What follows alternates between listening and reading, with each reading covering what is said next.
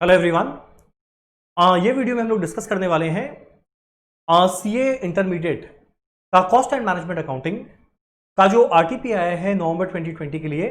उसके सारे क्वेश्चन, उसके सोल्यूशन को हम लोग फटाफट डिस्कस करने वाले हैं। चलो स्टार्ट करते हैं। ये हमारा नवंबर 2020 का आरटीपी जो आईसीएआई ने इशू किया है। सबसे पहले देखते हैं हमारा क्वेश्चन नंबर 1 जो कौन से चैप्टर का है। चैप्टर का नाम क्या है? मटीरियल। फटाफट देखें क्या है। चलो पहले क्वेश्चन पढ़ते हैं। क्या लिखा हुआ है? A company uses 4 raw materials A B C and D. एक कंपनी क्या करता है? 4 रॉ मटेरियल यूज करता है A B C D for a particular product. एक प्रोडक्ट को बनाने के लिए 4 रॉ मटेरियल यूज कर रहा है A B C D for which the following data apply. क्या क्या डेटा दिया हुआ है? सबसे पहले चारों रॉ मटेरियल का नाम ए बी सी डी। अब आगे क्या बोलता है? Usage per unit of product. इसका मतलब क्या? हर एक प्रोडक्ट को बनाने के लिए कितने रॉ मटेरियल को यूज किया जाता है, यह डिनोट कर रहा है हमारा पहला कॉलम। तो हर एक यूनिट ऑफ प्रोडक्ट को बनाने के लिए कितना यूसेज यानी कितना यूज करेंगे, कितना कंज्यूम करेंगे हर एक रॉ मटेरियल को। इसके बाद रीऑर्डर क्वांटिटी दिया हुआ है, मतलब आर ओ क्यू। प्राइस पर केजी दिया हुआ है। डिलीवरी पीरियड का एक और नाम क्या होता है? Lead time. डिलीवरी पीरियड का एक और नाम होता है लीड टाइम, वो दिया हुआ है। रीऑर्डर लेवल यानी आरओएल दिया हुआ है। और मिनिमम स्टॉक लेवल या एक और नाम है सेफ्टी स्टॉक, वो दिया हुआ है।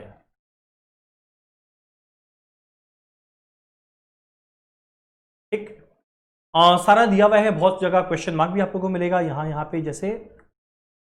अब क्वेश्चन के नेक्स्ट लाइन में क्या लिखा हुआ है?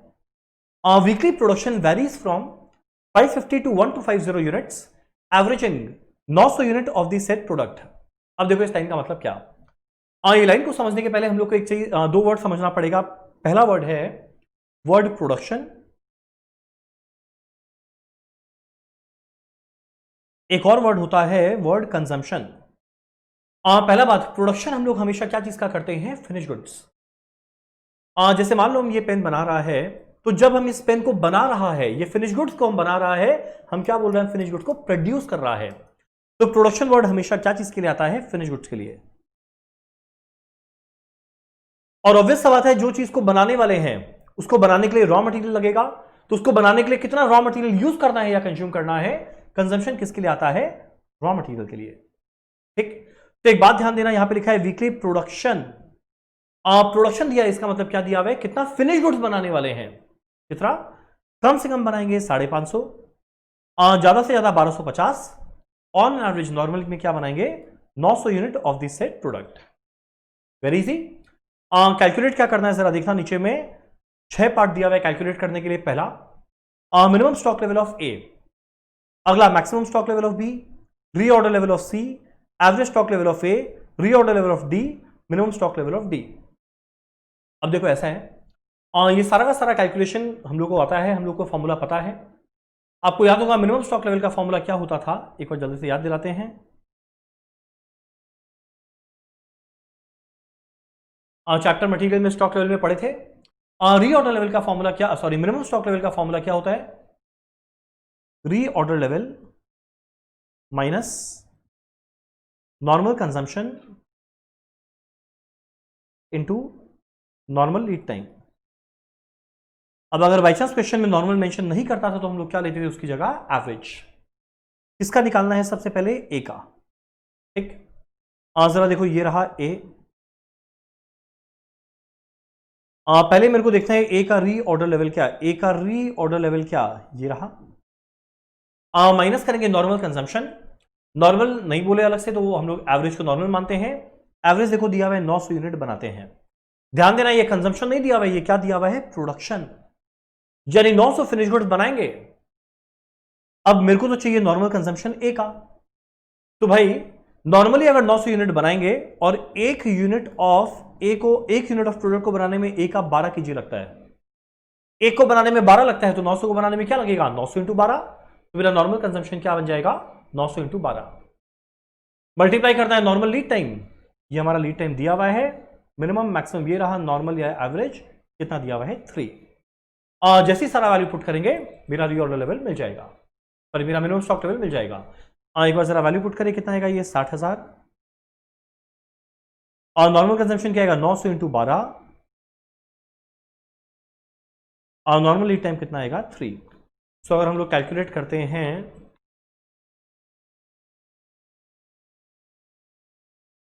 ये बनेगा 27,600 kg। ठीक, ये बनेगा 27,600 kg। सिमिलरली एग्जैक्ट इस तरीके से कैलकुलेशन करेंगे अगला 5 पार्ट का। क्या क्या फटाफट देखते हैं। अगला है हमारा मैक्सिमम स्टॉक लेवल बी का। Maximum stock level of B, चलो एक काम करते हैं हम लोग फटाफट। क्वेश्चन आप लोग के सामने आरटीपी में होगा ही, हम फटाफट इसका सोल्यूशन करता है, आप लोग समझते हुए चलना। चलो अब नेक्स्ट हम लोग कर रहे हैं maximum stock level of B. पहला मुझसे दिखा दिया,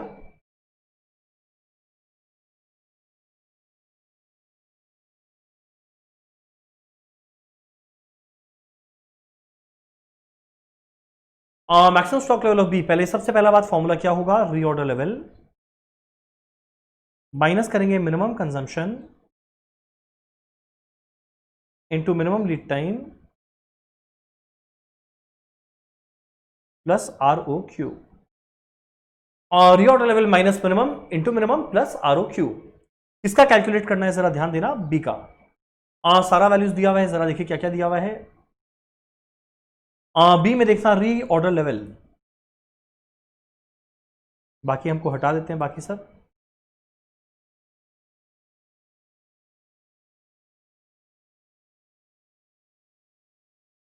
बी का रीऑर्डर लेवल ये रहा 70,000।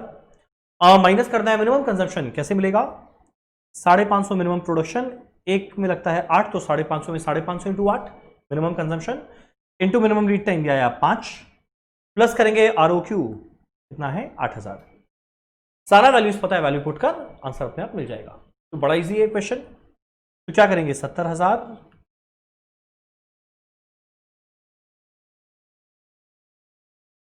Minimum consumption 550 into 8, minimum lead time था 5 दिन, ROQ कितना था 8,000। अगर हम लोग वैल्यू कैलकुलेट करें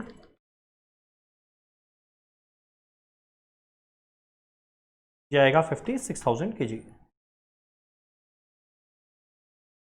ठीक है ना। सिमिलरली हम लोग बाकी सारा पार्ट्स भी कैलकुलेट कर सकते हैं। अब हर एक को कर करके टाइम वेस्ट करने का फायदा नहीं आप लोग का। आप लोग एग्जाम 1.5 महीना बाद है, तो समझ गए ना, फटाफट करके आगे बढ़ते हैं। और एग्जैक्ट सेम टाइप का क्वेश्चन हम लोग का प्रैक्टिस भी किया हुआ रहता है, तो हर एक को पूरा फॉर्मेट बना बना के तुम लोग का टाइम वेस्ट करने का मेरा ऑब्जेक्टिव नहीं है। चलो पार्ट 3 रीऑर्डर लेवल ऑफ सी, यहीं पे हम फटाफट करते हैं। रीऑर्डर लेवल का फॉर्मूला क्या बनेगा, maximum consumption into maximum lead time.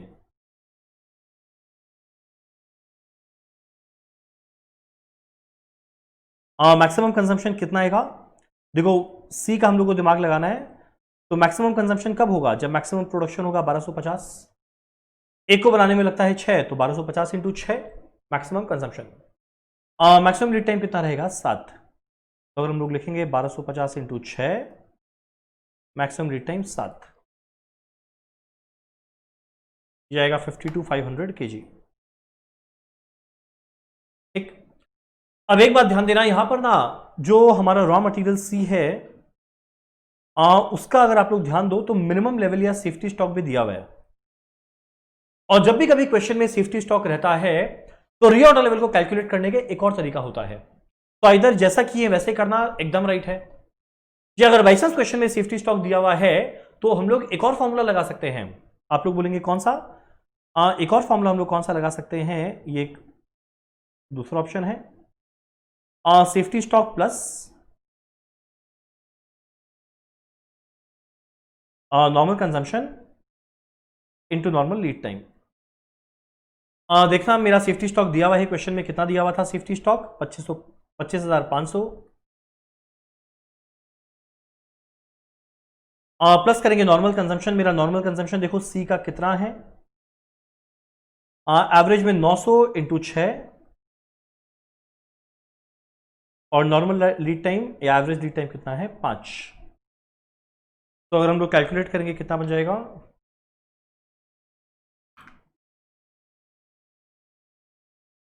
ये बन जाएगा 50 to 500 kg। सो आइदर इस तरीका से कैलकुलेट करके दिखाए या इस तरीका से कैलकुलेट करके दिखाए, दोनों में कुछ भी चलेगा। ये था हमारा तीसरा पार्ट, रीऑर्डर लेवल सी का। अगला मेरे को क्या निकालना है, average stock level of A. Average stock level क्या होता है, maximum plus minimum divided by 2। अब ध्यान देना, मिनिमम स्टॉक लेवल ऑफ ए मेरा पहला पार्ट में निकाला हुआ था, यानी खाली मैक्सिमम स्टॉक लेवल ए का निकालेंगे, एवरेज अपने आप मिल जाएगा। चलिए काम करें, पार्ट 4 देखते हैं कैसे होगा। मैक्सिमम स्टॉक लेवल का फॉर्मूला मुझे पता है, और मैं काम करता है फटाफट खाली वैल्यू पुट करता है।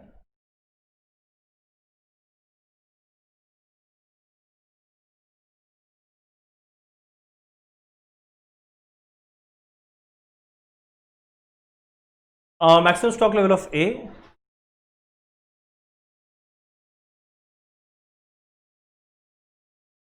फॉर्मूला क्या है, reorder level. Reorder level 60,000 minus minimum consumption into minimum lead time. Minimum consumption 550 into 12 into minimum lead time या 2 प्लस आर ओ क्यू आया 12,000।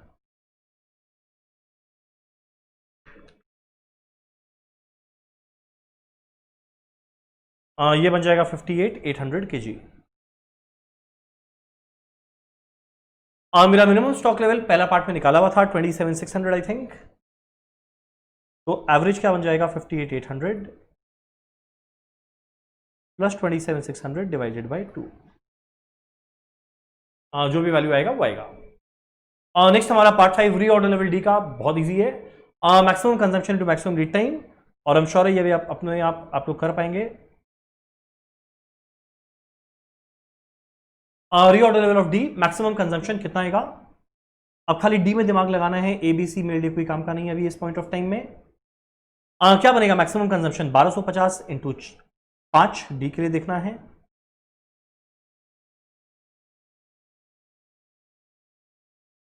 यह maximum consumption into maximum lead time, वो कितना है 3। तो कैलकुलेट करना, 1250 इंटू 5 इंटू 3 कितना बनेगा, ये 18,750 kg। ठीक है ना। नेक्स्ट हमारा पार्ट 6, मिनिमम स्टॉक लेवल निकालना है। डी का फॉर्मूला क्या, ROL minus average into average. D का देखो आरओएल 18,750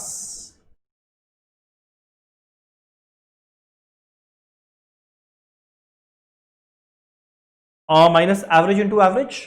डी के लिए एवरेज क्या बनेगा, 900 इंटू 5, एवरेज लीड टाइम क्या होगा 2,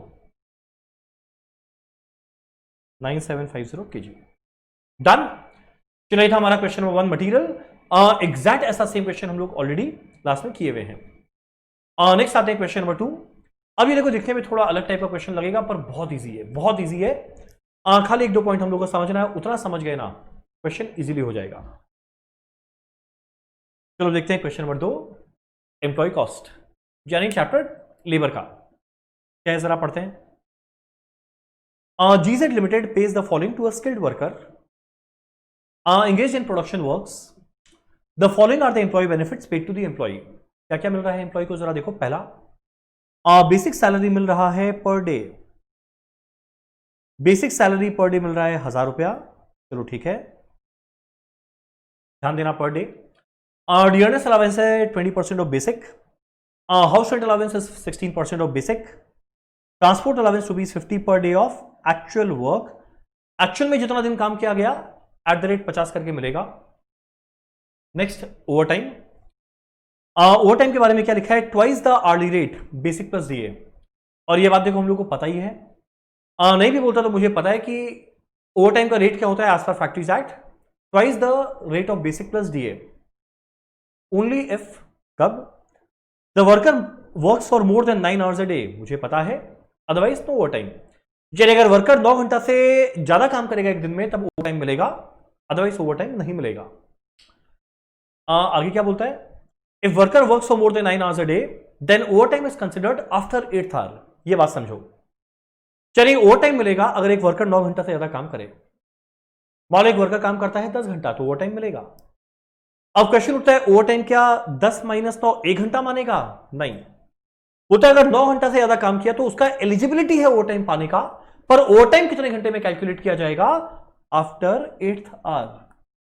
यानी अगर वो 10 घंटा काम कर रहा है तो 8 घंटा के ऊपर जो बाकी 2 घंटा बचा उस पर उसको ओवर टाइम का पैसा मिलेगा। यानी पैसा कब मिलेगा? जब 9 घंटा पार करे। कितने घंटे में मिलेगा? 8 घंटे के ऊपर। ठीक, चलो आगे बढ़े। क्या लिखा हुआ है क्वेश्चन में हमारे? नेक्स्ट बोलते हैं work of holiday and Sunday. अगर मान लो ये हॉलीडे या संडे में काम कर रहा है तो वापस से पैसा क्या मिलेगा? Double of per day basic rate. यानी जो पर डे बेसिक रेट मिलता था उसका डबल रेट में मिलेगा, प्रोवाइडेड वो हॉलीडे और संडे में कम से कम कितना घंटा काम किया है? At least 4 hour. The holiday and Sunday basic is eligible for all allowances and statutory deduction. यानी जो हॉलीडे और संडे में उसको पैसा मिलेगा, जैसे हम लोग पढ़े ना dearness allowance, house rent allowance as a percentage of basic था, तो बोलता है हॉलीडे और संडे में जो बेसिक मिलेगा वो एलिजिबल है सारे अलाउंसेस को पाने के लिए।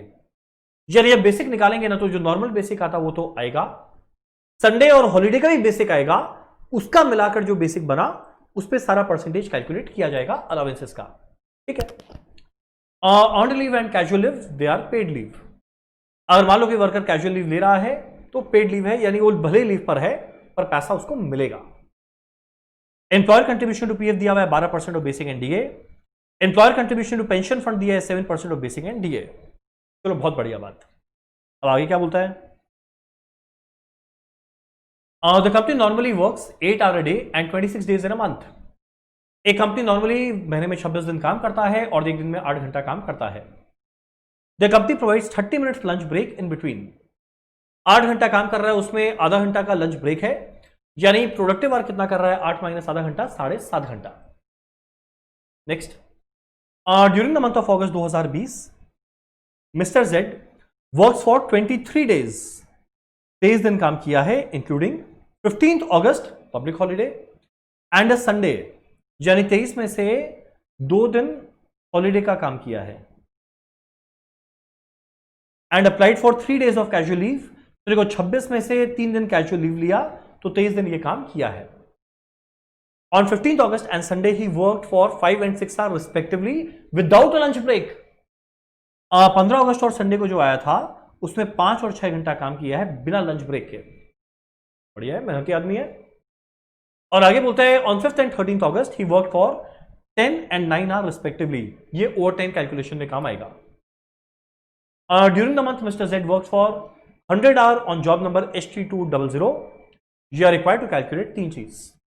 पहला अर्निंग्स पर डे कितना, अगला earnings wage rate per hour कितना, अगला wages to be charged to job number HT200 कितना। ठीक, पहला मुझे क्या कैलकुलेट करना है? अर्निंग्स पर डे, अगला earnings per hour, effective ways rate per our, और लास्ट में जॉब नंबर HT200 पर वेजेस कॉस्ट निकालना। वो बड़ा बात नहीं है, वो 100 घंटा दिया है तो जितना रेट आएगा उसको 100 से मल्टीप्लाई कर देंगे।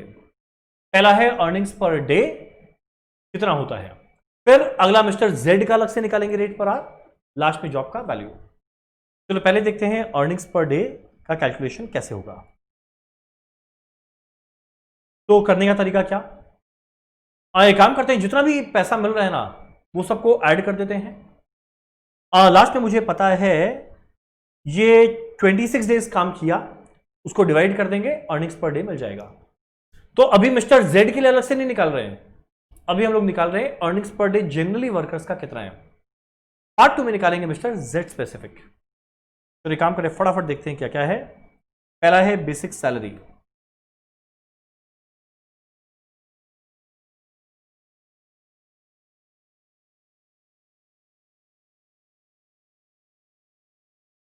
Part 1 particulars amount rupees. पहला है बेसिक सैलरी, कितना दिया है? 1000 रुपीज पर डे। तो भाई कितना इनकम करना है एक महीना में? 26, तो कितना आएगा? 26,000। Very easy. नेक्स्ट क्या मिलने वाला था? Dearness allowance.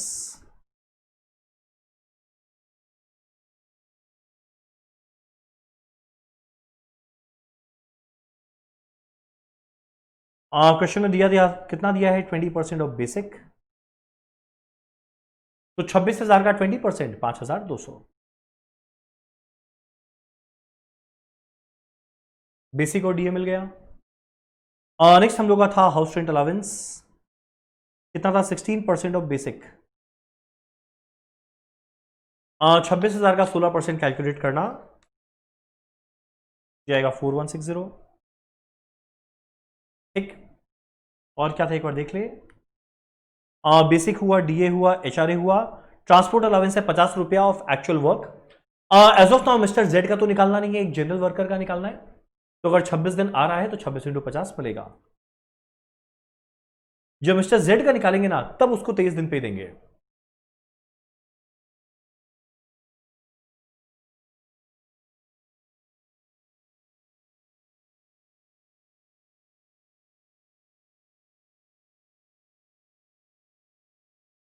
नेक्स्ट क्या मिल रहा है, ओवर टाइम मिल रहा है, वो तो मिस्टर जेड के लिए है।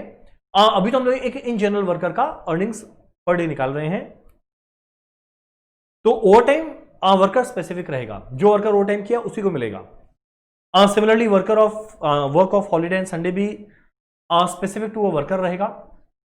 नेक्स्ट क्या मिलने वाला है, employers contribution to PF and pension fund, ये दोनों अमाउंट ले लेते हैं। 12% of basic plus DA, 7% of basic plus DA.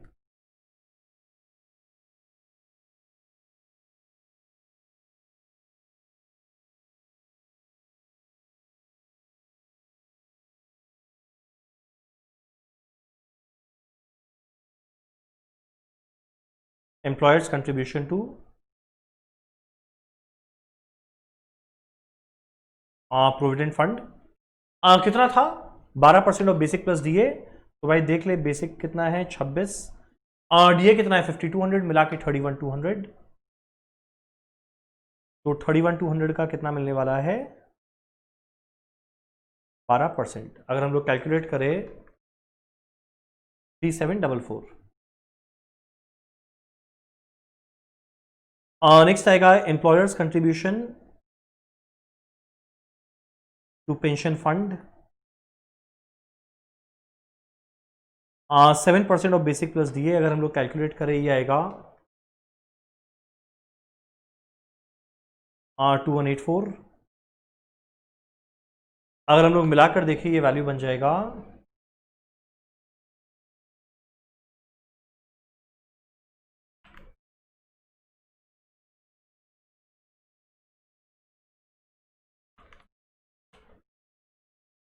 35360।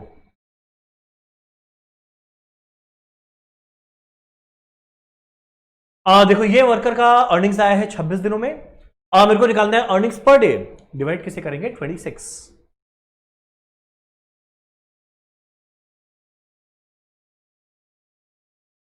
कितना आएगा 35360 डिवाइडेड बाय 26। अगर हम लोग कैलकुलेट करें तो देखना ये वैल्यू मुझे मिल जाएगा, सॉरी मेरे कैलकुलेशन में एरर हो गया, आई एम रियली सॉरी, क्योंकि 31,200 तो पहले दो में ही था, ये मेरे से मिस हो गया लेना।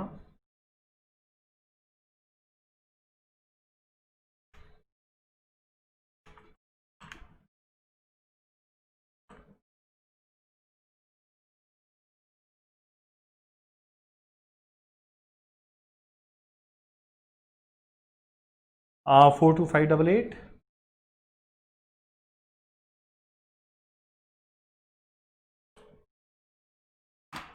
ये मिलेगा 1638।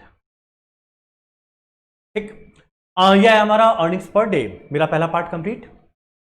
देखो सेकेंड पार्ट के अंदर में क्या बोला है कैलकुलेट करने के लिए। सेकेंड पार्ट में कैलकुलेट करने बोला है effective ways rate per hour of mister Z. यानी मुझे कैलकुलेशन करना है खाली मिस्टर जेड के लिए, और मिस्टर जेड के लिए कैलकुलेशन करना है तो ध्यान देना मिस्टर जेड के लिए कुछ इंफॉर्मेशन दिया हुआ था यहां पर, वो सबको ध्यान देते हुए सारा कैलकुलेशन किया जाएगा। ठीक, तो मिस्टर जेड 23 डेज काम किया तो ट्रांसपोर्ट अलाउंस 23 डेज का है।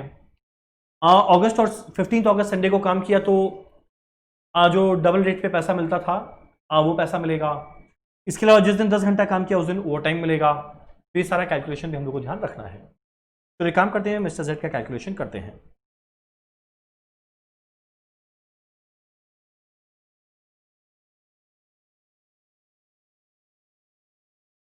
Particulars amount rupees. सबसे पहले क्या मिलेगा, बेसिक 1000 रुपया पर डे था, इंटू 26। आप लोग बोलेंगे इंटू 26 क्यों किए, इंटू 23 क्यों नहीं किए? इसका रीजन क्या था, यहां पे देखो लिखा हुआ था अर्नड लीव और casual leave are paid leave, यानी इसका पैसा मिलने वाला है। और क्वेश्चन में क्लियर कट एक और बात था कि ये जो 26 दिन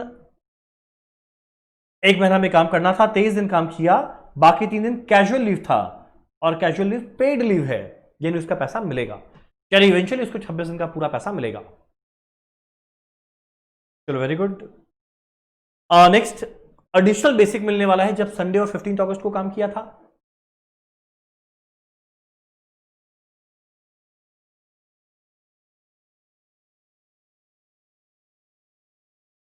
डबल रेट पे मिलेगा। तो देखो 26 दिन में वैसे तो ऑलरेडी आया हुआ है, इसके अलावा वो 2 दिन 1000 रुपया करके और मिलेगा, तो ये हुआ 28,000। अब आगे जितना कैलकुलेशन था वो सारा का सारा टोटल सैलरी पे, टोटल बेसिक पे हो गया, यानी 26 + 2 28 मिला के। अगला क्या मिलेगा, डियरनेस अलावेंस 28,000 का 20%।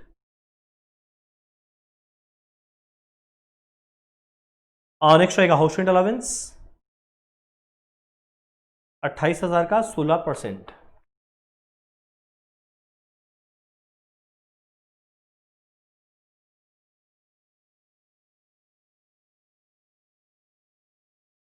नेक्स्ट ट्रांसपोर्ट अलावेंस, नेक्स्ट हमारा transport allowance ₹50 per day of actual work लिखा हुआ था, तो 26 में 3 दिन एक्चुअल वर्क नहीं हुआ, तो ट्रांसपोर्ट अलावेंस मिलेगा 50 रुपया करके 23 दिनों के लिए। अगर हम लोग कैलकुलेट करिए आएगा 1150। इसके अलावा ओवर टाइम भी मिलने वाला है। अब ओवर टाइम देखो कब का मिलेगा, एक दिन 9 घंटा काम किया, एक दिन 10 घंटा। जिस दिन 9 घंटे को पार करेगा ओवर टाइम बस खाली उसी दिन मिलेगा। अब 9 घंटे को पार किया था खाली एक दिन जब 10 घंटा हुआ था, और ध्यान में उसमें लिखा था कि जब ओवर टाइम मिलेगा तो 8 आवर के ऊपर पूरा मिलेगा, यानी कितने घंटे में मिलने वाला है, 2 घंटे पे। क्वेश्चन उठता है किस रेट पे मिलेगा, वो रेट हम लोग कैलकुलेट करेंगे और फिर ये वैल्यू लिखेंगे। 1 मिनट का टाइम तो नीचे वर्किंग नोट में कैलकुलेट करते हैं। लास्ट में एम्प्लॉयर्स कंट्रीब्यूशन टू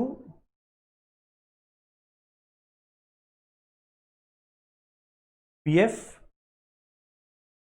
बेसिक और डीए का मिला के 12% था, तो 26 + 2 28 + 5600 कितना आएगा, 33,600।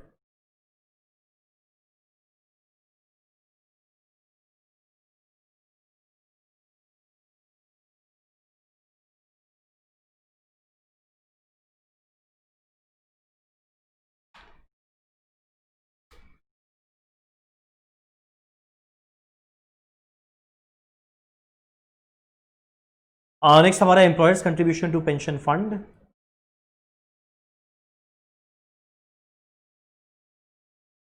कितना था, 7%, 33,600 का 7%,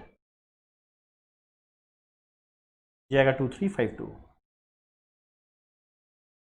ठीक, अब पहले एक बार ओवर टाइम का हम लोग रेट निकालते हैं। ओवर टाइम का रेट क्या था, बेसिक और डीए का डबल रेट में मिलेगा, तो मुझे वो पहले रेट निकालना है। चलिए काम करते हैं, नीचे 2-4 लाइन छोड़ के नीचे नोट लिखते हैं।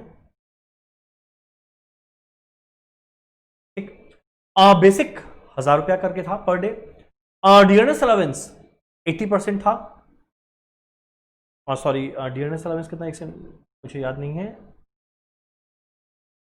आई एम सॉरी 20% था, यानी कुल मिला के बेसिक और डीए पर डे कितना आने वाला है, 1200 रुपया।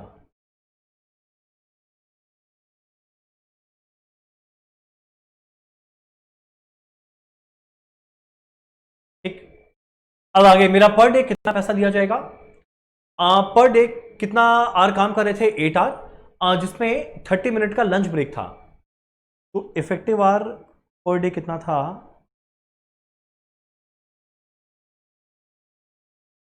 8 माइनस 0.5 कितना आएगा? 7.5 घंटा।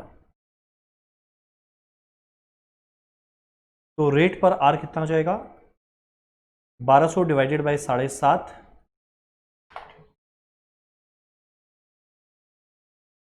ये आएगा ₹160 पर आर। ये आएगा ₹160 पर आर। पर जब ओवर टाइम मिलेगा वो डबल रेट पे मिलेगा। तो जब ओवर टाइम मिलेगा वो 160 के डबल रेट पे मिलेगा। तो अगर आप लोग कैलकुलेट करके देखेंगे वैल्यू कितना आ जाएगा? 640। चलिए काम करें, मिस्टर जेड का टोटल निकाल ले, कितना आया?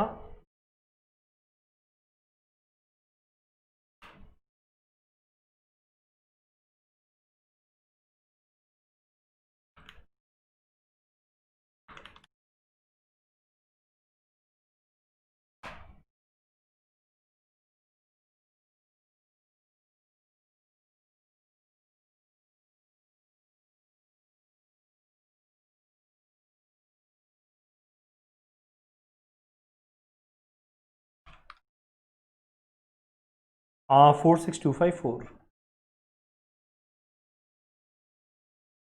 पर मेरे को निकालना क्या? इफेक्टिव वेज रेट पर आर। अब ये इस मंथ में कितना आर काम किया हम लोग कैलकुलेट करते हैं, डिवाइड करके मुझे इफेक्टिव रेट पर आर मिल जाएगा।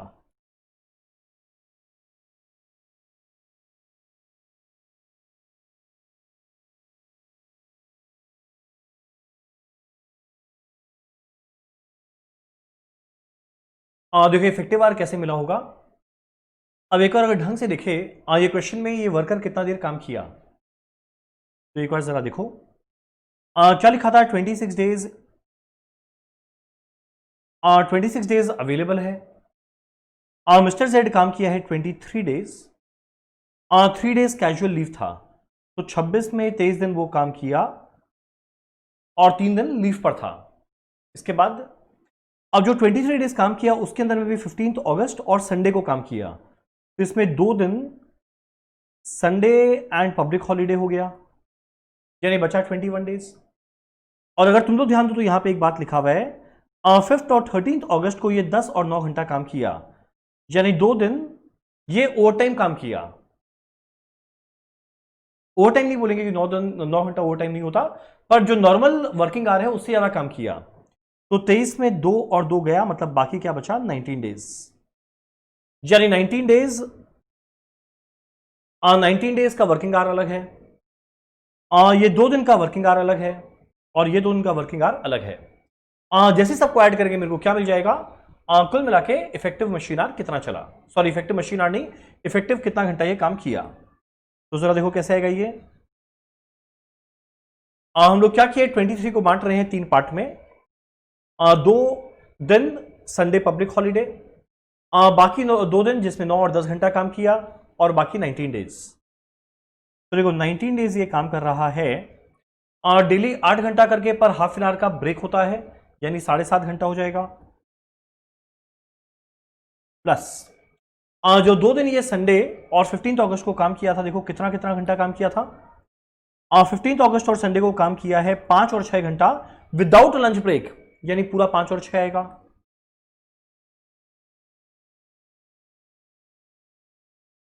और जो बाकी 2 दिन बच गया, तो देखो ये लिए, सॉरी ये लिए, और जो 5 और 13 सितंबर को काम किया उसमें 10 और 9 घंटा काम किया। विदाउट लंच ब्रेक नहीं बोला, यानी लंच ब्रेक आधा आधा घंटे का होगा, यानी कितना घंटा होगा? यहां पे 9.5 एंड यहां पे 8.5।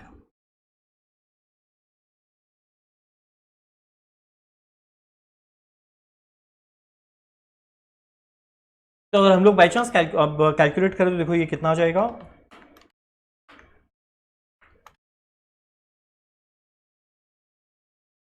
आ, 171.5 आर। आप लोग के यहाँ पे जो सोल्यूशन किया हुआ उसमें निकाला हुआ 186.5, वो एकदम गलत है। एक्चुअली में उसमें ये लोग 21 यहां पर लिया, ये 2 दिन का लिया और वापस से रिपीट किया, तो यहां पे 2 बार काउंटिंग हो गया, जो चीज गलत है। तो यहां पे आया 171.5, तो इफेक्टिव वेज रेट क्या बन जाएगा?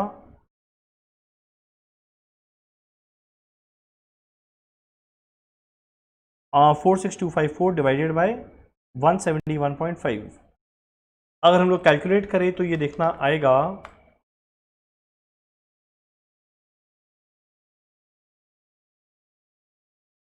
269.7 जो 270 माना जाएगा, यह है ₹270 पर आवर। तो हमारा ये हुआ पार्ट 2।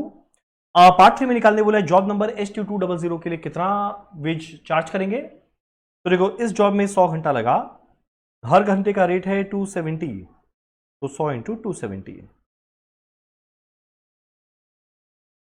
यानी बस इतना सा ध्यान देना, यहां पे जो सोल्यूशन किया हुआ था वो सही नहीं था।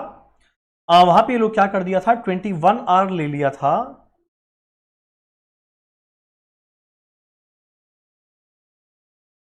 वहां पे लोग क्या किए थे, यहां पे 21 आवर लिए, ये 2 दिन का और लिए 23, इसके अलावा 2 दिन और लिए, यानी तो 25 दिन हो जाएगा। पर 25 दिन काम थोड़ी किया, तो 23 किया है, तो ये 2 दिन को अलग किए, ये 2 दिन को अलग किए जब वो ज्यादा काम किया, बाकी बचा 19 आवर, सॉरी 19 डेज। डन। चलो इसी के साथ हमारा क्वेश्चन 2 होता है कंप्लीट। नेक्स्ट हम लोग स्टार्ट करते हैं क्वेश्चन नंबर 3।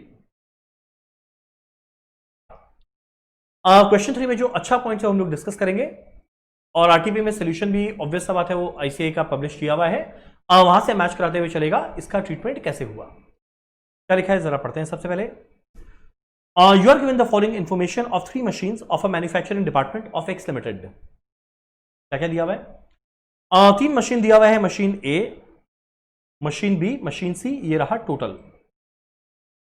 कोई कोई एक्सपेंस देखो, बहुत सारे एक्सपेंस दिया हुआ है, कोई कोई एक्सपेंस हर मशीन में क्या लगा वो एग्जैक्ट दिया हुआ है, जैसे ये दोनों, ये वाला हो गया, हर एक मशीन का दिया हुआ है। और इसके अलावा बहुत सारे एक्सपेंस ऐसा है जो मेरा टोटल में दिया है, जो मुझे क्या करना पड़ेगा, अपोर्शन करना पड़ेगा। तो जो मशीन वाइज दिया है उसका एलोकेशन, जो टोटल में दिया है उसको हम लोग क्या करेंगे, अपोर्शन। ठीक, नेक्स्ट। सिमिलरली यहां पे बहुत कुछ दिया हुआ है। अब देखो आगे क्या बोलता है, एडिशनल इंफॉर्मेशन 2-4 ठो है। पहला बोलता है the foreman and the attendant control all the 3 machine and spend equal time on them. तो जो मेरा फॉरमैन है और अटेंडेंट है, ये इक्वल टाइम डिवोट करता है तीनों मशीन में, यानी जितना भी इनका सैलरी है देखो पर मंथ दिया, 12 करेंगे, तीनों में 1:1 के रेशियो में बांट देंगे। ठीक है। और the following additional information is also available. Direct labour are तीनों में दिया हुआ है, ratio of KW rating kilowatt, अगर बाई चांस पावर दिया है तो काम आएगा ये रेशियो में बांटने में। अगला दिया हुआ है फ्लोर स्पेस, जैसे रेंट हो गया, वो सब खर्चा इस रेशियो में बटेगा। नेक्स्ट, ये जो पैराग्राफ में दिया हुआ है ना, इसमें कितना घंटा मशीन चला वो सब दिया हुआ है। तो एनीवेज हम लोग लास्ट पे देखेंगे, जब रेट निकालना तब देखते हैं, पहले आगे देख लेते हैं। कैलकुलेट करना है machine hour rate for the above machine after taking into consideration the following factors. 3 और फैक्टर है, क्या क्या। पहला, increase of 15% in price of spare parts, यानी जो स्पेयर पार्ट है ना उसका प्राइस 15% बढ़ेगा, यानी जो भी ऊपर में वैल्यू दिया है वो 15% बढ़ा देंगे। ठीक है, एक काम करते हैं ना, संग संग बढ़ा देते हैं। जो स्पेयर पार्ट्स है, देखो जो तीनों में दिया हुआ है वो 15% बढ़ जाएगा।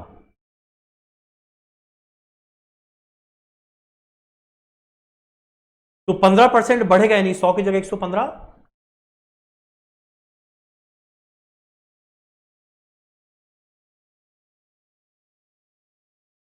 ठीक, ऑब्वियस सा टोटल भी बढ़ जाएगा, मतलब हम लोग ये इस वैल्यूज को देख रहे हैं,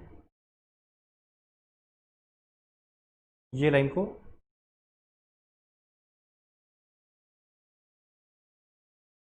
ठीक, अब आगे क्या दिया है, आगे पढ़ते हैं। चलो पहला पॉइंट हम लोग देखें। सेकेंड क्या बोलता है, increase of 25% in consumption of spare parts for machine B and C only. यानी मेरा पहला बात तो प्राइस इन जनरल बढ़ेगा, तो पहले सबका प्राइस बढ़े। फिर बोलता है मशीन बी और सी में जितना स्पेयर पार्ट लगता था उसका 25% और ज्यादा भी लगेगा, यानी मेरा मशीन बी और सी में जितना स्पेयर पार्ट लग रहा था उसका 25% और ज्यादा भी लगेगा, खाली मशीन बी और सी में, यानी जितना 100 लगता तो उसकी जगह 125 लगेगा। तो खाली बी और सी में और इंक्रीज कर दिए। ठीक, तो देखो मेरा स्पेयर पार्ट वाला काम होता है खत्म। एक और एडिशनल इंफॉर्मेशन दिया हुआ था, वो क्या था, 20% general increase in wage rate. जो वेजेस का रेट है, जो वेज रेट है वो इन जनरल 20% बढ़ेगा। तो भैया देखिए वेजेस का रेट किधर दिया हुआ है, वेजेस का रेट कहाँ है, कहाँ है, ये रहा इनडायरेक्ट लेबर। बोलता है वेज रेट 20% बढ़ेगा, तो जो 2 लाख था वो 2 लाख नहीं होगा, 20% बढ़ के 2,40,000 हो जाएगा। डन। तो बड़ा इजी क्वेश्चन है। अब देखो सिंपल सा बात है, जो जो एक्सपेंस हर मशीन में दिया है वो तो सीधा लिखेंगे, जो टोटल में दिया हुआ है उसको बांटेंगे। एक बार देख लेते हैं। डेप्रिसिएशन में नो लोचा, क्लियर कट दिया हुआ है, सीधा लिख देंगे। एग्जैक्ट ये सारा सेम वैल्यू कैलकुलेट कर देंगे, पुट कर देंगे। हम एक काम करते हैं, इसका सोल्यूशन के साथ उन लोगों को मैच करवाते हुए चलता है ताकि एग्जैक्ट क्लैरिटी रहे।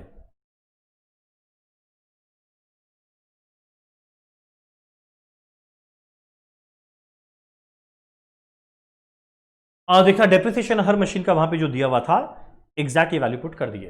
डेप्रिसिएशन में मुझे मिला। सेकेंड आइटम देखते हैं क्या है। स्पेयर पार्ट देखो क्या आएगा। पहले वाले में क्या आएगा, 40,000 का 115%। कैलकुलेट करना कितना आएगा, 40,000 का 115%, 46,000। Spare parts 46,000। अगले दोनों में हम लोग कैसे कैलकुलेट करेंगे,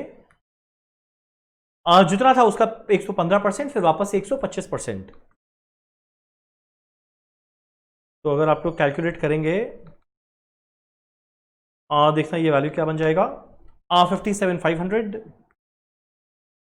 ये रहा।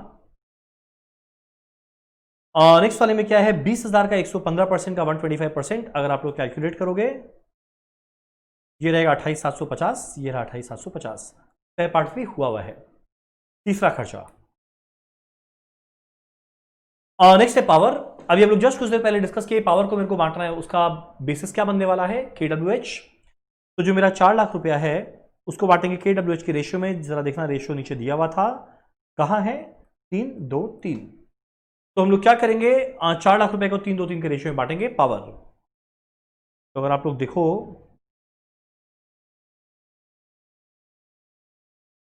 ये रहा पावर, 4 लाख को बांटे 3, 2, 3 के रेशियो में। एकदम सिंपल चल रहा है क्वेश्चन। डेफिनेटली टाइम कंज्यूमिंग है पर क्वेश्चन बड़ा इजी है। इसके बाद नेक्स्ट हम लोग का है फोर्थ एक्सपेंस, कंज्यूमेबल स्टोर्स। कोई झमेला ही नहीं है, हर एक मशीन में क्लियर कट दिया हुआ है, सीधा value copy paste. Consumable store सीधा कॉपी पेस्ट कर दिए। तो नेक्स्ट हमारा एक्सपेंस क्या है, नेक्स्ट हमारा इंश्योरेंस ऑफ मशीन। अब ऑब्वियस सा बात है, इंश्योरेंस ऑफ मशीन क्या चीज के रेशियो में सेग्रीगेट या पोर्शन होना चाहिए, वैल्यू ऑफ मशीन। अब तुम लोगों ने वैल्यू ऑफ मशीन तो दिया हुआ ही नहीं है, तो घबराने का क्या है। अगर वैल्यू ऑफ मशीन नहीं दिया हुआ है तो ध्यान देना, डेप्रिसिएशन ऑफ मशीन तो दिया हुआ है।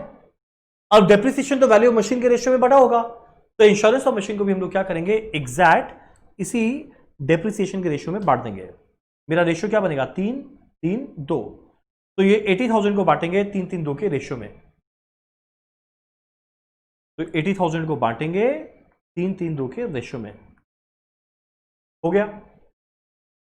नेक्स्ट नेक्स्ट मेरा खर्चा है इनडायरेक्ट लेबर। ध्यान देना 20% बढ़ा था तो 2,40,000। अब इनडायरेक्ट लेबर का रेशियो क्या होना चाहिए, जो लेबर आर दिया हुआ है 1 लाख 1,50, 1,50। रेशियो क्या बनेगा, 2, 3, 3। एक काम करते हैं, इसको बांट देते हैं 2,40,000 को 2, 3, 3 के रेशियो में। ठीक। इसके बाद नेक्स्ट हमारा 2 और खर्चा। एक है बिल्डिंग मेंटेनेंस, किस पे डिपेंड करेगा, एरिया पे। तो बिल्डिंग मेंटेनेंस को एरिया के रेशियो में बांटेंगे। रेशियो क्या है, 4, 4, 2 यानी 2:1। बिल्डिंग मेंटेनेंस लिखे 2:1 के रेशियो में बांट दिए। Done. Next interest on capital outlay, सवाल ही नहीं उठता। ध्यान देना, चैप्टर कॉस्ट शीट में हम लोग पढ़े थे कि items to be excluded from cost sheet के अंदर में इंटरेस्ट को हम लोग एक्सक्लूड करते थे, फाइनेंशियल नेचर का एक्सपेंस है, तो इसलिए ये हमारे ओवरहेड के स्टेटमेंट का पार्ट नहीं बनेगा। अगला मेरा monthly charge for rent and taxes दिया हुआ है, पर सारा कैलकुलेशन साल भर का है, तो 20,000 इंटू 12, 2,40,000। रेशियो क्या रहेगा, एरिया का। तो रेंट एंड रेट 2,40,000, रेशियो क्या रहेगा, एरिया का। लास्ट में हमारा फोरमैन एंड सैलरी, फोरमैन और अटेंडेंट का सैलरी पर मंथ दिया हुआ था 42,000, 12,000 इंटू 12 करेंगे और बोले इक्वल टाइम दिया यानी 1:1 के रेशियो में बांट देंगे, 1, 1, 1। तो देखना फॉरमैन का सैलरी, अटेंडेंट का सैलरी हम लोग निकाले 12 महीने का, इक्वल रेशियो में बांट दिए। मेरे को सीधा क्या मिलेगा, टोटल ओवरहेड। अब जो भी टोटल ओवरहेड आया इसको हम लोग डिवाइड करेंगे आर से। अब मुझे आर कैलकुलेट करना है कितना है, और उसी के साथ मेरा क्वेश्चन खत्म हो जाएगा। अब फटाफट कैलकुलेट करें आर कितना है। जरा देखो ये जो मेरा हाईलाइट किया हुआ इस पैराग्राफ में से हम लोग कितना आ रहा है वो कैलकुलेट करेंगे, कैसे मिलेगा देखते हैं। पहला बात, there are 12 holidays besides Sunday in the year.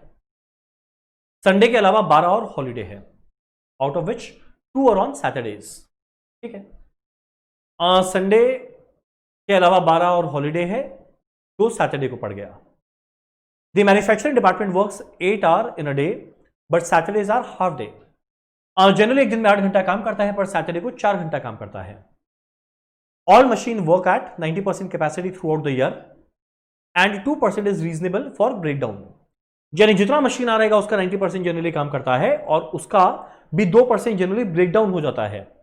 यानी 100 में 2 हटा 98% जनरली काम मशीन वर्क करता है। मुझे कैलकुलेट क्या करना है, मशीन आर कितना है। तो देखो पहला बात, साल में 365 डेज, कैलकुलेशन समझना। साल में 365 डेज, इसमें 52 संडेज को हटा, 12 हॉलीडे को हटा, सैटरडे को हटा क्योंकि सैटरडे को 4 घंटा काम होता है। अब ध्यान देना, जब सैटरडे को हटाएंगे ना तो 52 सैटरडे मत हटाना, कि उसमें से ये जो 12 हॉलीडे ना उसमें 2 सैटरडे पड़ रहा था, तो ऑलरेडी इसमें इंक्लूडेड है, यानी बाकी 50 दिन को हटाएंगे। जब ये निकाल रहे हैं नॉर्मल वर्किंग डेज कितना है, तो अगर आप लोग कैलकुलेट करेंगे कितना आएगा, 365 माइनस 52 माइनस 12 माइनस 50 जाएगा 251 डेज। तो देखो कुल मिलाए कितना घंटा काम हुआ, 251 इंटू 8 प्लस 52 संडेज काम नहीं हुआ, ये 12 हॉलीडेज काम नहीं हुआ, ये 50 दिन जो सैटरडे का बच गया था उसमें 8 की जगह 4 घंटा काम हुआ, तो 50 इंटू 4। तो अगर हम लोग ये कैलकुलेट करें तो देखो ये कितना आ जाएगा, 2208 आर। पर 2208 आर में से 90% ही काम हो रहा है, तो इसका 90% कर दे, ये बनेगा 1987.2 आर। फिर बोलता है उसका 2% ब्रेकडाउन हो गया, तो 100 में 2 और हटा 98% बचेगा, और कैलकुलेट करें कितना बन जाएगा 1947.45, तो 1948 आर कर देते हैं। तो इसका 98%, सॉरी इसका पहले 90%, फिर 98% कितना बन जाएगा 1948 आर। यानी जितना भी मेरा मशीन का ओवरहेड आया था तीनों को डिवाइड करेंगे अपना अपना 1948 आर से। फैक्ट्री इतना दिन चला, यानी तीनों मशीन इतना घंटा चला होगा, तो देखना इवेंचुअली हम लोग क्या करेंगे, ये सबको डिवाइड करेंगे 1948 आर से। लास्ट में सीधा मुझे क्या मिलेगा, मशीन आर रेट। तो देखो क्वेश्चन नंबर 2 अच्छा था, अच्छा क्या मतलब ठीक था। क्वेश्चन 3 में बस 2-3 कैलकुलेशन थोड़ा ढंग का था, वो समझ गए, मेरा काम हो गया। ठीक, अब लगातार लाइन से बहुत इजी क्वेश्चन स्टार्ट होगा। चलो हम लोग आते हैं हमारा next question, question 4 activity based costing. एकदम लॉलीपॉप क्वेश्चन है, फटाफट देखते हैं क्या है। KD limited is following activity based costing. Budgeted overhead cost drivers and volumes are as below. अब देखो नीचे एक टेबल बनाया हुआ है जहां पर cost pool, budgeted overhead, cost driver, budgeted volume दिया हुआ है। जैसा कि हम लोग को ध्यान होगा, जब भी एक्टिविटी बेस्ड कॉस्टिंग का क्वेश्चन आता था, हमारा पहला काम क्या होता था, कॉस्ट पर ड्राइवर निकालना, रेट पर ड्राइवर निकालना, जिसके लिए हम लोग एक टेबल बनाते थे, कैलकुलेशन ऑफ रेट पर ड्राइवर। अब ये सेम टेबल को वापस तुम लोग के लिए कॉपी पेस्ट करके, अभी टाइम वेस्ट करना नहीं चाहता, तुम लोग पास में जस्ट निकालते हैं क्या होगा। तो ये टेबल कैसा होता, पहला हम लोग क्या लिखते हैं, एक्टिविटी, ये 5 activities exact copy paste. Next हम लोग लिखते हैं कॉस्ट पूल, हर एक्टिविटी में कॉस्ट क्या लगा जो दिया हुआ है। नेक्स्ट हम लोग क्या लिखते हैं, एग्जैक्ट कॉस्ट ड्राइवर कितना कितना है, 1200, 1240, 17,550, 1450, 1820। यानी इसका मतलब क्या, मटेरियल प्रोक्योरमेंट के लिए इतना कॉस्ट लगा, जो किस चीज पे डिपेंड करता है, कितनी बार ऑर्डर दिए, 1200 बार। मेरा मटेरियल हैंडलिंग में इतना कॉस्ट लगा, जो किस चीज पे डिपेंड करता है, कितने बार मटेरियल मूवमेंट हुआ, 1240। मेरा मेंटेनेंस कॉस्ट किस पे डिपेंड करता है, मेंटेनेंस आर, जो कितना है 17550। सेटअप किस पे डिपेंड करेगा, साल में कितनी बार सेटअप किया गया, 1450। क्वालिटी कंट्रोल किस पे डिपेंड करेगा, साल में कितनी बार इंस्पेक्शन हुआ, 1820। तो देखो भैया, ये खर्चा लग रहा है, ये सब चीज पे डिपेंड करता है। तो जैसे डिवाइड करेंगे मुझे क्या मिलेगा, रेट पर ड्राइवर। तो अगर हम लोग कैलकुलेट करें रेट पर ड्राइवर, जो हम यहीं पे कैलकुलेट कर देते हैं,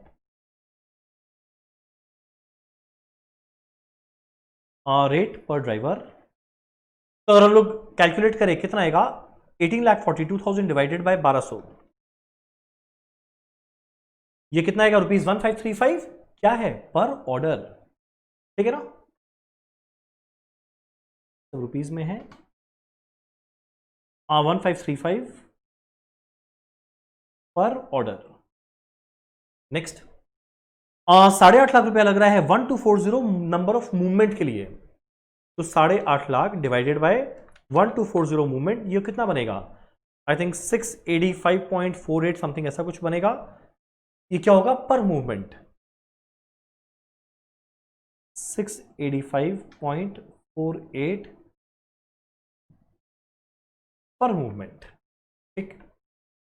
नेक्स्ट, 24,56,000, 17,550 मेंटेनेंस आर के लिए है। 24,56,000 डिवाइडेड बाय 17,550, ये कितना आएगा, 139.94 पर मेंटेनेंस आर।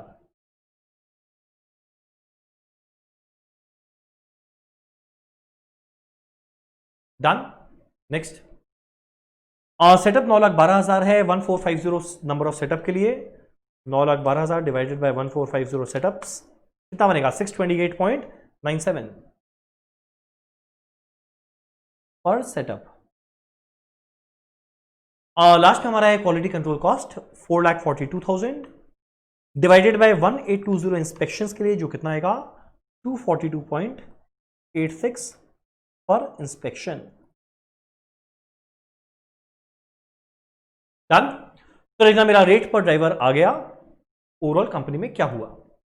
अब जरा एक और पेज टर्न करके देखते हैं क्या कैलकुलेट करना है। The company has produced a batch of 7600 units, 7600 unit बनाया, जिसमें मटेरियल कॉस्ट क्या लगा, दिया हुआ है, वेजेस का कॉस्ट दिया हुआ है, मतलब प्राइम कॉस्ट आ गया। उसके बाद ओवरहेड मुझे ऐड करना है, और ये पर्टिकुलर बैच के लिए कौन सा एक्टिविटी कितना कितना यूज किया गया, वो भी क्लियर कट दिया हुआ है। पहला मटेरियल ऑर्डर्स, और नेक्स्ट हमारा material movement, maintenance hour, setup, number of inspection. Calculate करना है कॉस्ट ड्राइवर रेट, पहला टेबल में हो गया। सेकंड में निकालना है total and unit cost, total cost and unit cost, cost per unit कैसे मिलेगा, बड़ा इजी है, एक सिंपल सा कॉस्ट शीट, जहां पे मटेरियल कॉस्ट दिया हुआ है 24,62,000, सीधा लिख देंगे। वेजेस दिया हुआ है 468,500, क्या मिल जाएगा, प्राइम कॉस्ट। अगर कैलकुलेट करेंगे तो ये कितना आएगा,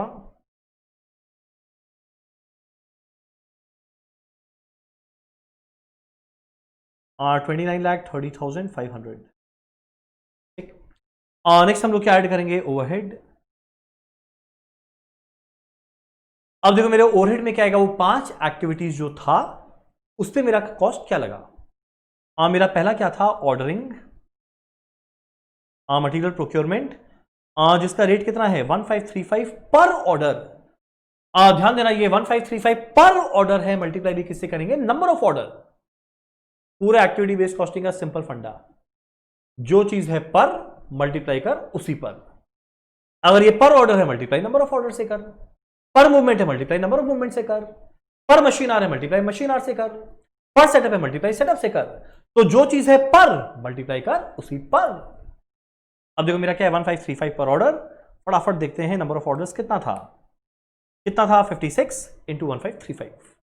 तो अगर हम लोग कैलकुलेट करें फटाफट कितना आएगा ये भाई, तो क्या लिखेंगे, मटेरियल प्रोक्योरमेंट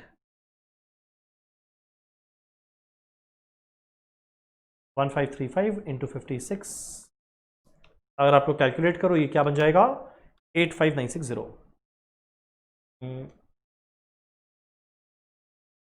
आइडियलिस्टिकली थोड़ा सा इधर जाना चाहिए,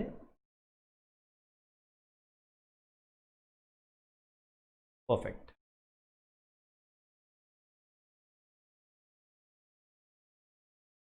नेक्स्ट मेरा एक्टिविटी क्या था? मटेरियल हैंडलिंग 685.48 पर मूवमेंट।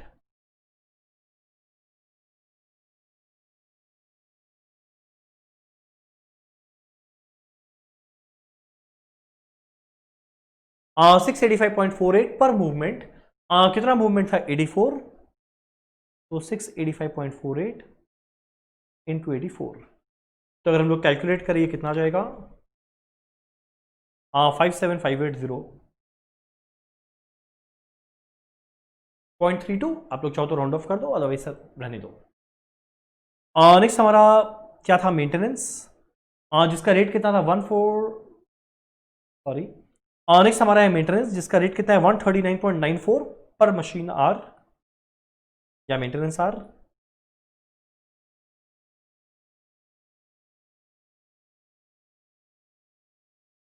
कितना मेंटेनेंस आर है? 1420, जिसका रेट कितना था? 139.94। तो अगर हम लोग कैलकुलेट करिए कितना आएगा? 198714.8। ठीक। नेक्स्ट हमारा क्या था? सेटअप।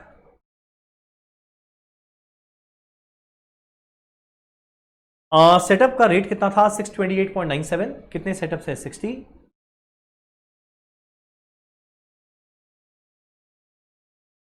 ये कैलकुलेट करेंगे आएगा 37738। नेक्स्ट हमारा था क्वालिटी कंट्रोल, जिसका रेट कितना था जरा देखना? 242.86 पर इंस्पेक्शन। नंबर ऑफ इंस्पेक्शंस कितना है? 18।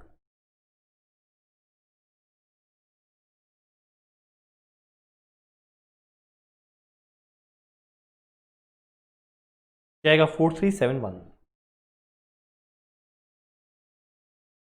टोटल कर देंगे कॉस्ट, जो मुझे मिल जाएगा 3314,864 या 5 में कुछ आएगा। डन। तो ये क्वेश्चन बहुत ज्यादा सिंपल क्वेश्चन था। एकदम सिंपल जो एक्टिविटी बेस्ड कॉस्टिंग का क्वेश्चन होता है, पहले रेट निकाले, अगला मटेरियल वेजेस ऐड करके प्राइम कॉस्ट आया, ओवरहेड ऐड कर दिए, मुझे सीधा क्या मिलेगा? Total cost. पर यूनिट निकालना, डिवाइड कर देना नंबर ऑफ यूनिट से, मुझे कॉस्ट पर यूनिट मिल जाएगा। डन। नेक्स्ट हम लोग आते हैं अपना नेक्स्ट चैप्टर, कॉस्ट शीट में।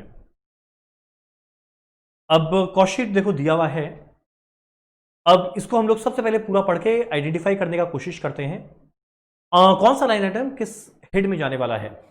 एक बार ये आइडेंटिफिकेशन हो गया, उसके बाद कुछ नहीं करना, एक सिंपल कॉस्ट शीट में बस वैल्यूज पुट करना है। चलो फटाफट देखते हैं क्या है, क्या लिखा हुआ है। The following details are available from the books of R limited for year ending 31 March 2020। पहला, परचेज ऑफ रॉ मटेरियल। क्या चीज निकालने में काम आएगा? Raw material consumed. चलो ठीक है। नेक्स्ट हमारा है कंज्यूमेबल मटेरियल्स। मेरा जो कंज्यूमेबल मटेरियल्स है, इसको आइदर हम लोग डायरेक्ट एक्सपेंस पे ले सकते हैं या फैक्ट्री ओवरहेड, जहां मन चाहे अज्यूम करके लेना। बेटर होता है डायरेक्ट एक्सपेंस पे ले लेना, कोई फैक्ट्री ओवरहेड में भी ले सकता है। डायरेक्ट वेजेस नाम खुद ही बता रहा है, डायरेक्ट वेजेस कॉस्ट शीट का सेकंड लाइन आइटम। सेकंड हमारा है कैरेज इनवर्ड। अब देखो, कैरेज इनवर्ड या फ्रेट इनवर्ड रॉ मटेरियल को लाने का ट्रांसपोर्टेशन कॉस्ट है। रॉ मटेरियल को लाने का transportation cost raw material cost में ऐड करते हैं। वही अगर कैरेज आउटवर्ड रहता, यानी एफजी को बेचने का कॉस्ट, वो सेलिंग एंड डिस्ट्रीब्यूशन में जाता। तो मेरा कैरेज इनवर्ड कहां पे जाने वाला है? रॉ मटेरियल कॉस्ट के साथ ऐड करेंगे। नेक्स्ट हमारा wages to foreman and store keeper. अब जो स्टोर डिपार्टमेंट के अंदर में कीपर, जो स्टोर कीपर है, ऑब्वियस वो कहां रहेगा? फैक्ट्री में। कहां पर जाना चाहिए? Factory overhead. अगला है other indirect wages to factory staff. Other indirect यानी ओवरहेड किसको दे रहे हैं? फैक्ट्री स्टाफ को। कहां जाएगा? Factory overhead. Next, expenditure on research and development on new production technology. आप लोगों को याद होगा जो रिवाइज कॉस्ट शीट का फॉर्मेट था, उसमें रिसर्च एंड डेवलपमेंट कॉस्ट बोल के आता था, ये एग्जैक्ट उसी में चला जाएगा। Next, salary paid to accountant. अब अकाउंटेंट ना फैक्ट्री में रहेगा, नाम मार्केटिंग में रहेगा, वो कहां रहेगा, हेड ऑफिस में। और ये प्रोडक्शन नेचर का नहीं है, ये जनरल नेचर का है। तो जो सेलिंग एंड डिस्ट्रीब्यूशन के साथ जो ओवरहेड लिखते थे ना मार्केटिंग या जनरल नेचर का, वो वहां जाएगा। तो ये एडमिन ओवरहेड में चला गया। नेक्स्ट हमारा है employers contribution to PF and ESI. आप लोगों को याद होगा जब कॉस्ट शीट पढ़े थे तो हम लोग डिस्कस किए थे डायरेक्ट वेजेस में क्या आएगा, बेसिक, डीए, एचआरए, ओवरटाइम। इसके अलावा employers contribution to PF and ESI भी था। तो ये मेरा डायरेक्ट वेजेस जब लिखेंगे उसके साथ ऐड करेंगे। नेक्स्ट मेरा cost of power and fuel वापस से डिबेटेबल रहता है, डायरेक्ट एक्सपेंस या फैक्ट्री ओवरहेड, पर हम लोग डायरेक्ट एक्सपेंस से ले लेते हैं। नेक्स्ट मेरा प्रोडक्शन प्लानिंग ऑफिस एक्सपेंसेस। अब जो प्रोडक्शन प्लानिंग ऑफिस एक्सपेंसेस है इधर ये फैक्ट्री ओवरहेड का पार्ट बनेगा, या हम लोग इसको ये इस तरीका से ट्रीट कर सकते हैं कि ये शायद क्वालिटी को इंप्रूव करने के लिए है, क्वालिटी को मेंटेन करने के लिए है। तो जो मेरा क्वालिटी कंट्रोल कॉस्ट बनता था उसकी जगह हम लोग ये लिख सकते हैं, तो एक सेपरेट लाइन आइटम बन जाएगा और रिसर्च एंड डेवलपमेंट के जस्ट नीचे आएगा। अगला salary to delivery staff. Delivery staff obvious होता है सेलिंग एंड डिस्ट्रीब्यूशन।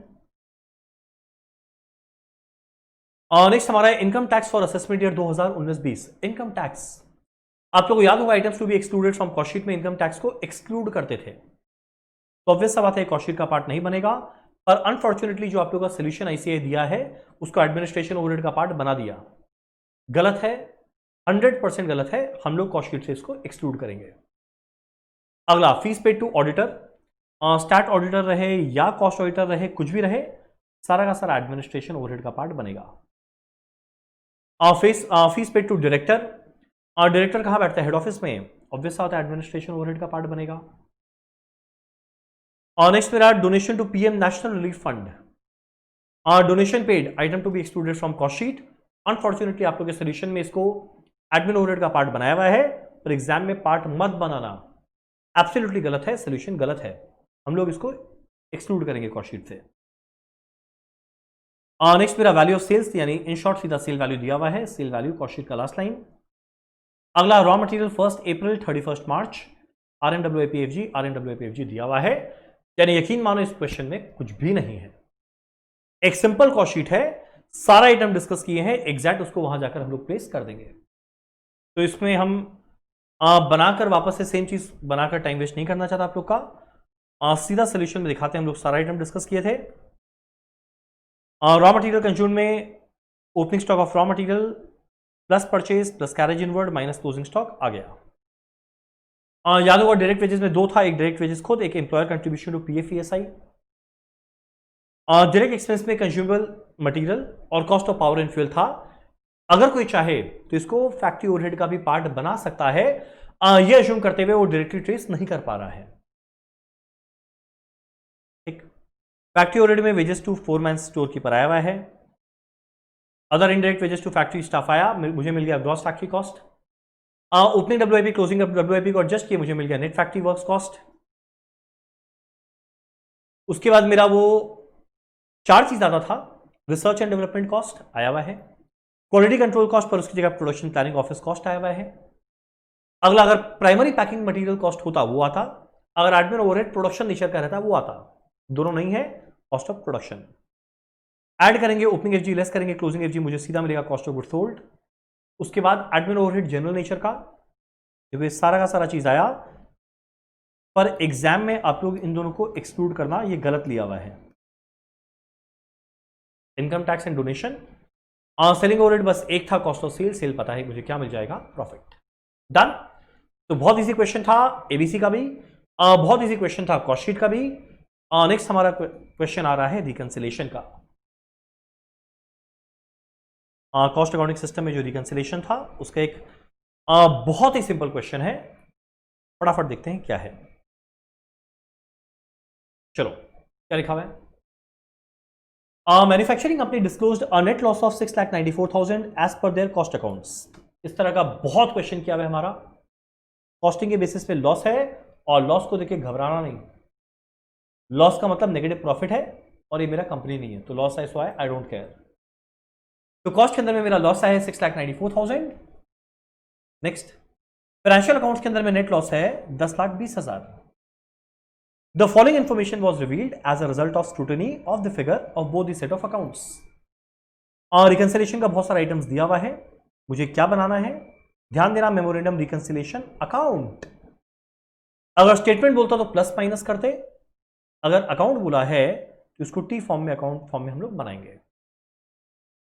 डिस्कस कर लेते हैं कौन सा डेबिट में जाएगा, कौन सा क्रेडिट में, और बाकी क्वेश्चन हम लोग इजीली कर सकते हैं. क्या है जरा देखते हैं. देखो आरटीपी का मतलब क्या हुआ, पहला बात समझना, रिविजनरी टेस्ट पेपर. यानी आप लोगों को सारा कंसेप्ट पता है, आप लोग को हर एक प्रेजेंटेशन पता है, आप लोग को हर एक फॉर्मेट पता है, बस खाली हर एक चैप्टर का एक एक क्वेश्चन आप लोगों को एक रिविजन में काम आएगा.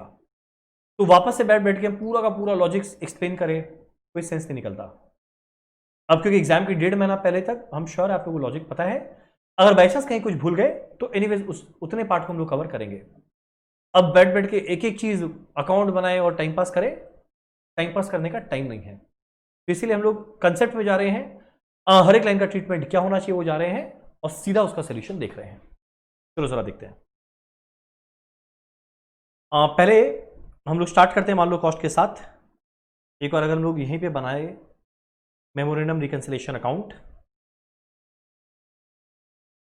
कॉस्ट में देखो लॉस है 6,94,000 का. अगर प्रॉफिट होता तो हम लोग यहां पे कैरी फॉरवर्ड करते, क्रेडिट साइड में ब्रॉड फॉरवर्ड करते, सॉरी. अगर लॉस है तो हम लोग यहां पे ब्रॉड फॉरवर्ड करेंगे. तो यहां पे हम लोग पहला लिखेंगे to net loss as per costing, कितना है 6,94,000. अब जो नॉमेनक्लेचर है टू बाय में क्या लिखना है वो एग्जैक्ट कॉपी पेस्ट है, उसमें हम टाइम पास कर नहीं रहे. मेन फोकस क्या है, क्या डेबिट में आएगा क्या क्रेडिट में, उस पर दिमाग लगा रहे हैं. नेक्स्ट, अब एक एक करके आइटम डिस्कस करते हैं. खाली एक बात हम लोगों को समझना है, कॉस्टिंग से हम लोग स्टार्ट किए हैं, मुझे फाइनेंशियल में पहुंचना है, यानी हम लोग हर चीज सोचेंगे फाइनेंशियल के व्यू पॉइंट से, हर चीज सोचेंगे फाइनेंशियल के व्यू पॉइंट से जहां मुझे पहुंचना है. लास्ट में मेरे को फाइनेंशियल का प्रॉफिट निकालना है, और फाइनेंशियल का प्रॉफिट नॉर्मल पीएल में बनता है, तो जो जो फाइनेंशियल के पीएल में जहां जहां आता है उसको एग्जैक्ट वैसे लेकर जाएंगे. ठीक, चलो देखते हैं.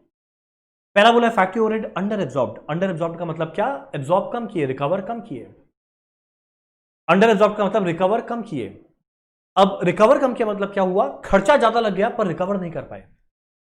अब अगर खर्चा ज्यादा लग जाए पर रिकवर नहीं कम कर पाए, तो खर्चा ज्यादा लगा यानी फाइनेंशियल प्रॉफिट कम हो गया, तो ऑब्वियस बात है फाइनेंशियल के प्रॉफिट को गिराएगा. और अगर फाइनेंशियल के प्रॉफिट को गिराएगा तो फाइनेंशियल के डेबिट साइड में लिखेंगे कितना अमाउंट है, जरा देखना 80,000. क्या बोल के लिखेंगे, to under recovery of factory overhead. तो लिखना क्या आप लोग को पता है, कहां लिखना है, डेबिट साइड में 80,000. अगला एडमिनिस्ट्रेशन ओवरहेड ओवर एब्जॉर्ब्ड.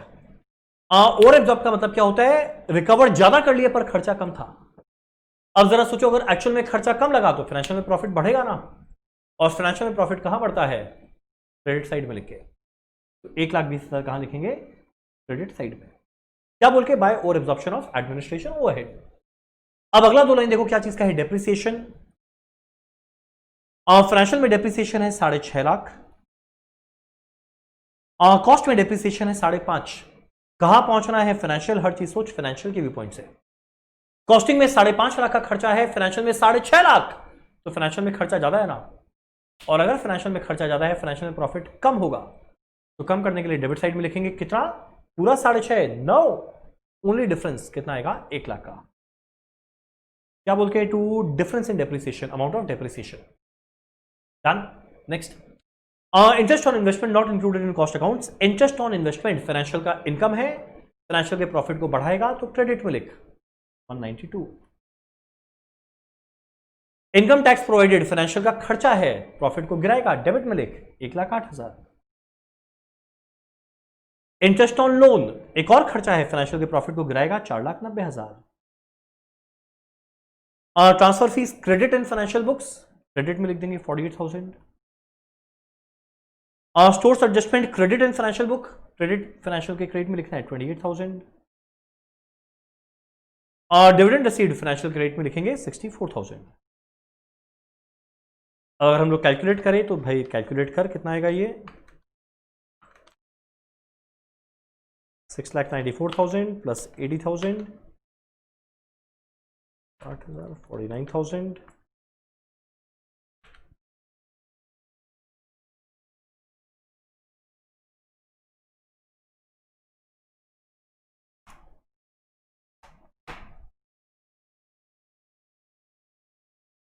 तो अगर हम लोग कैलकुलेट करें, देखना ये वैल्यू कितना आ जाएगा, 10,20,000।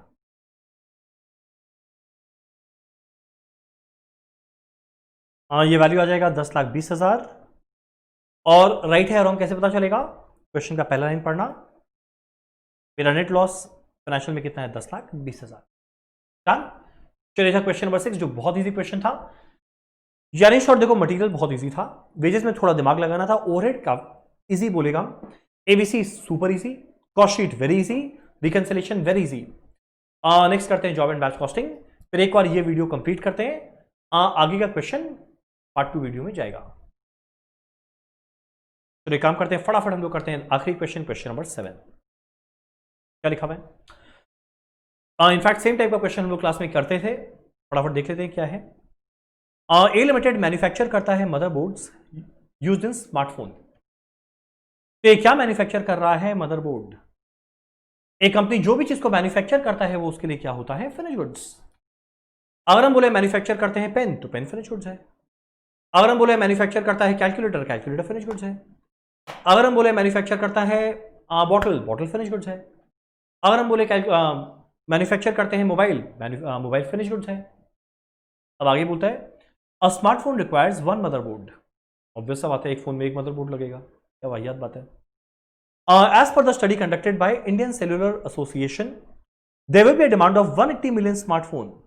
अगर 180 मिलियन स्मार्टफोन का डिमांड है, यानी इन शॉर्ट 180 मिलियन मदरबोर्ड का डिमांड है in the coming year. A Limited is expected to have a market share of 5.5% of total market demand of motherboard in the coming year. अब पूरे भारत में demand है 180 million motherboard का, तो ये company अकेला तो नहीं बनाएगा, ये कंपनी का खुद कितना बना सकता है? तो देखो एनुअल डिमांड दिया हुआ है 180 मिलियन का 5.5%। तो अगर हम लोग निकाले 180 मिलियन का 5.5%, तो आप लोग कैलकुलेट करके देखना, ये आएगा 9.9 मिलियन। और जैसा कि आप लोगों को पता है 1 मिलियन मतलब 10 लाख, तो 9.9 मिलियन मतलब क्या आएगा? 99 लाख। ये आ गया A. Next, it is estimated that it cost ₹6.25 as inventory holding cost. Holding cost का मतलब क्या होता है? Carrying cost per board per month. पर ध्यान देना, कैरिंग कॉस्ट ये होता है पर यूनिट पर एनम, ये है पर मंथ। तो सी क्या बनेगा? 6.25 इंटू 12। अगर कैलकुलेट करें ये आएगा 75। Next, setup cost per run है 33,500, एस दिया हुआ है 33,500। तो देखो ए दिया है, एस दिया है, सी दिया है, मुझे क्या कैलकुलेट करना है? पहला पार्ट में ऑप्टिमम रन साइज क्या होना चाहिए, इकोनॉमिक बैच क्वांटिटी, यानी हर एक रन में कितने यूनिट को बनाना चाहिए। कितने यूनिट को बनाना चाहिए वो इजीली मिल जाएगा। क्या फॉर्मूला है?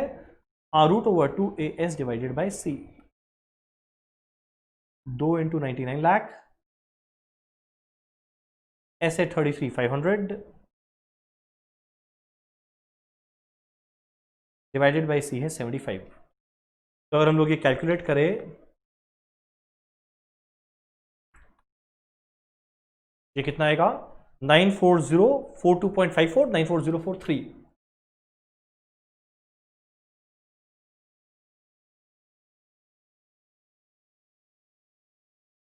यानी हर एक बार में कितना यूनिट बनाना चाहिए? 94043 यूनिट्स। एकदम simple. Part 2, assuming that the company has a policy of manufacturing 80,000 boards पर रन, बनाना चाहिए 94,000 पर। मान लो कंपनी का पॉलिसी है 80,000 बोर्ड करके बनाने का, तो ऑब्वियस सा बात है ये ईबीक्यू फॉलो नहीं कर रहा है। और अगर ईबीक्यू फॉलो नहीं कर रहा है तो उसका कॉस्ट मिनिमम नहीं आएगा, कुछ खर्चा ज्यादा लग रहा है। एग्जैक्ट वही कैलकुलेट करने बोला है, कितना एक्स्ट्रा कॉस्ट लग रहा है। इस टाइप का क्वेश्चन कितना सारा किए थे जो हम लोग पढ़ रहे थे। तो एक काम करते हैं, इसका एक इवैल्यूएशन वाला टेबल बनेगा, देख लेते हैं कैसे बनेगा।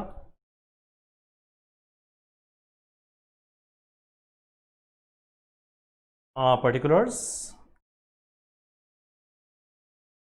एक रहेगा EBQ, अगला रहेगा प्रेजेंट पॉलिसी।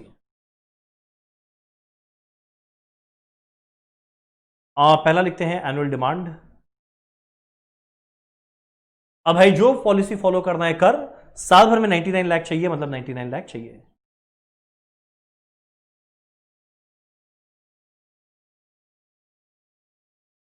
क्वांटिटी पर बैच, हर एक बैच में कितना क्वांटिटी बनाएंगे, EBQ में कितना बनाएंगे 94043, प्रेजेंट में 80,000 दिया हुआ था क्वेश्चन में। साल भर में चाहिए 99 लाख, हर एक बैच में कितना बनाएंगे, इससे मेरे को क्या मिल जाएगा, नंबर ऑफ बैचेस।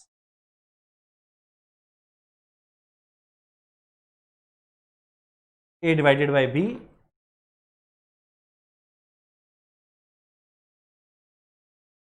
जाएगा 105.27, जो हम लोग 106 कर देंगे। याद करो नंबर ऑफ बैच डेसिमल में पॉसिबल नहीं है, हायर डिजिट में हम लोग राउंड ऑफ करते हैं। 99 लाख डिवाइडेड बाय 80,000 अगर हम लोग कैलकुलेट करें 123.75, ये बन जाएगा 124। ठीक, अब जितनी बार बैच रन करेंगे उतनी बार सेटअप करना पड़ेगा, यानी सेटअप कॉस्ट लगेगा। हम लोग क्या लिखेंगे, सेटअप कॉस्ट कितना आएगा, जितनी बार बैच रन करना है into setup cost per batch कितना है। सेटअप कॉस्ट पर बैच कितना था हमारे क्वेश्चन में दिया हुआ था 33,500। आप लोग बोलेंगे सी क्या है, ये है सी, कितना बैच इंटू 33,500, ये आएगा 35,51,000,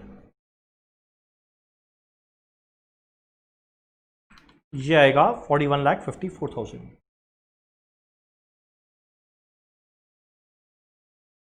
नेक्स्ट हमारा कैरिंग कॉस्ट।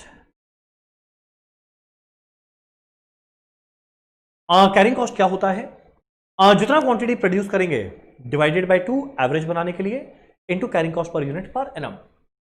कितना क्वांटिटी प्रोड्यूस करेंगे वो बी में लिखा हुआ है, डिवाइडेड बाय 2 एवरेज बनाने के लिए into carrying cost per unit per annum कितना था 75।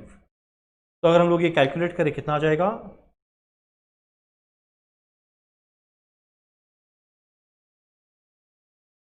आ 3526612, और वहां पे कैलकुलेट करें कितना आ जाएगा, आई थिंक 30 लाख, करेक्ट। इससे मेरे को सीधा क्या मिलेगा, टोटल कॉस्ट।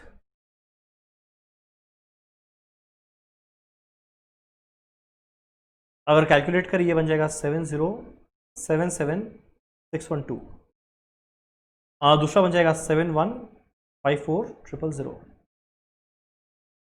जैसा कि हम लोग को पता है EBQ में हमेशा मेरा कॉस्ट रहेगा मिनिमम, ऑप्शन 1 में ज्यादा है। कितना एक्स्ट्रा कॉस्ट लग रहा है कैलकुलेट करने बोला था, एक्स्ट्रा कॉस्ट कितना आएगा 71,54,000 माइनस 7077612,